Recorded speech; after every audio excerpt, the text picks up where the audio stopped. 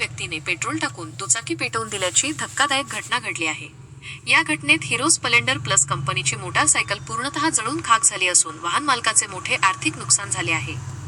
या प्रकरणी पांगरागडदे येथील रहिवासी श्री कैलास देविदासराव बोराडे यांनी मंठा पोलीस ठाण्यात तक्रार दाखल केली आहे। तक्रारीनुसार सदर मोटारसायकल क्रमांक MH21EU 6385 ही त्यांनी गोपीचंद हरिभाऊ घनवट यांच्याकडून खरेदी केली होती। RTO मध्ये अद्याप वाहनाचे नामांतर झाले नसले तरी दुचाकी त्यांच्या ताब्यात व वापरात होती। दिनांक 19 डिसेंबर 2025 रोजी रात्री सुमारे 3 वाजण्याच्या सुमारास त्यांच्या राहत्या घरासमोर उभी असलेली ही दुचाकी अज्ञात व्यक्तीने पेट्रोल टाकून पेटवून दिली।